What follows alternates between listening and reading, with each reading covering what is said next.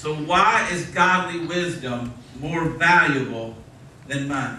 We know money has a great value, and it's based on the percentage of what our dollar is worth. But this is why wisdom, and this is why God impressed this on my heart, that even as we're going through troubled times, and even though we're focusing our eyes and our needs and our concerns on money, there's something even more valuable than money. And it's godly wisdom. Owen, come and help me just a second. I want to show you, just give you a little picture of why money is not as valuable as wisdom. If Owen comes and says, Mark, I want to start an air conditioning business. Would you help support me? Would you be a funder? Would you be behind the scenes and give me money to get a truck and get a tool? I can give him money. And guess what happens? He becomes better off. He becomes wealthier because I gave out of the abundance of my heart. But guess what just happened? I lost my money. Two people cannot keep money at the same time. Either you possess it or you give it and somebody else possesses it. But this is why wisdom is more valuable than money. Give me money. If I say, Owen, you want to start an air conditioning business? Then this is what you have to do. These are the things. This is the schooling process. You just can't go up, put a sticker on your truck and say, I'm in business to fix air conditioners. There will be somebody from the government, I guarantee, that will find you in about 2 days and help put you out of business. There is a system in place, that there's a schooling, an education system. There are tools that you have to acquire. There's business license that you have to acquire. And my wisdom, giving that to Owen, will change him for the better and help him in turn earn money. But guess what wisdom does? I've given Owen my wisdom, but guess what? I kept my wisdom as well. Two people can obtain and have wisdom at the same time. That's why wisdom is more valuable than money. Ever since we started this church just a little over 2 years ago, we have given and supported missions from day one. We supported Charlie's Lunch and the missions work and the Auburn's missions team. We supported church planners. I remember just when we were just a few months old, I went to a funeral viewing of somebody that had passed away, and there was a pastor that came from up in Florida, never met him before, just liked his attitude, liked his personality, just felt kind of a kindred spirit. And the Lord just said, Mark, you need to bless that pastor. I said, devil, get behind me. There you go again, making me try to be generous to the people of God. That's how I knew it wasn't the devil. The devil will never tell you to bless somebody else. The devil will never tell you to give up what you've earned to bless somebody else. And I said, Lord, that's weird. I just don't want to go up to a complete stranger and say, here, the Lord told me to bless you, here's some money. The Lord just said in my heart, if your paths cross again, then this is confirmation that you are to bless them.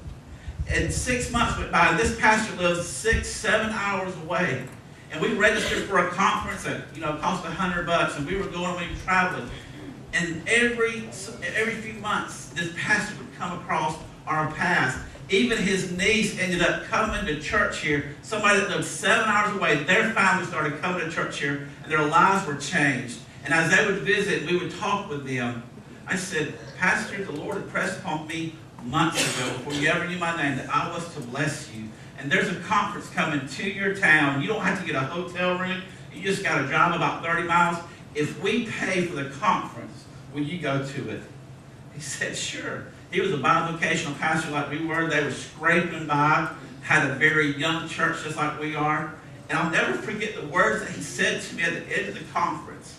He said, you not only changed me, but you blessed my church. That I'm leaving here a better pastor, more wise pastor, because you sowed into our life. And so we sow into other churches. Local churches are the hope for the world.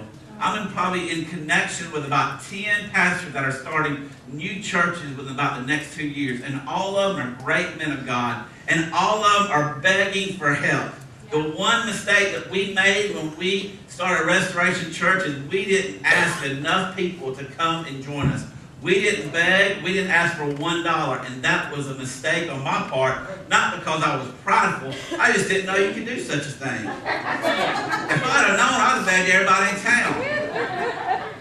There's churches in this area that have been blessed with $60,000 before they ever had the first service. I know another church that was blessed. They spent $300,000 before they ever had the first service. And guess what? They're doing good.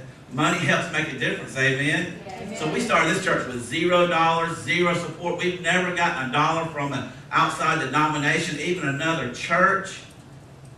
But it wasn't because I was prideful. It's just I didn't know you could do such a thing. And now I tell other pastors, you need to get another church to join with you to help compound the interest of God's effort, that we're doing kingdom work by joining together. But every church planner wants help. They want money.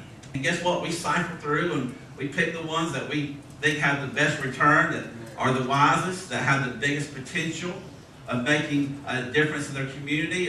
And there was a certain pastor that he came and we'd blessed him and we allowed him to preach here and sent him away with money to go and help start a church. And he contacted us back and said, hey, it's time to build the church. Can I have a little bit more money?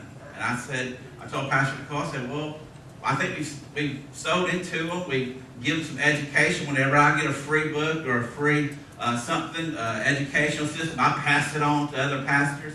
And I said, I don't have a problem blessing them. They were wanting to remodel the storefront. I said, I don't mind blessing him, but the Lord just gave me a check in my spirit. And I said, I'll bless him under a condition. Don't ever give money to a family member or to an organization with no strings attached. Because if you give money with no strings attached, guess what? You're not challenging them to change. You're not challenging them to become wiser. What will happen in 6 months, they'll come back begging for more money. Anybody ever seen that happen in the natural life?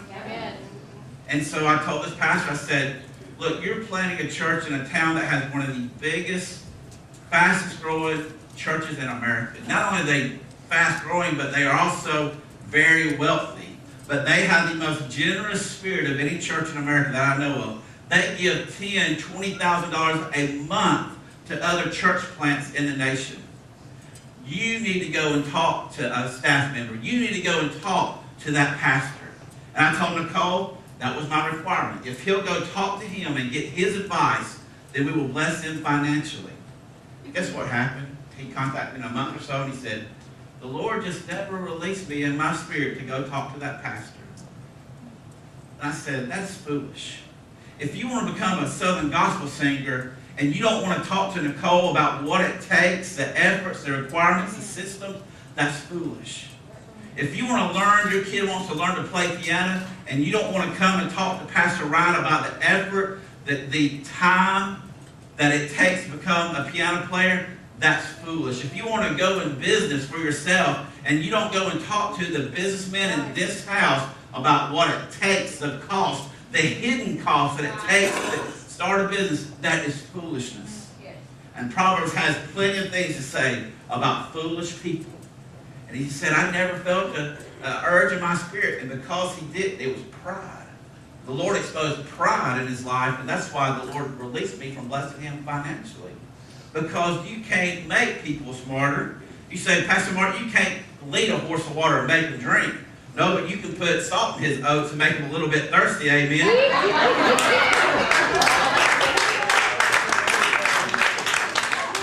You say, I don't want to push my children in religion. My friend, you need to push your children to something because it's not going to fall back into something else. The world pushes them into world things. MTV's pushing them. Victory Land Casino's pushing them toward away from God. We need to push them toward God. Amen?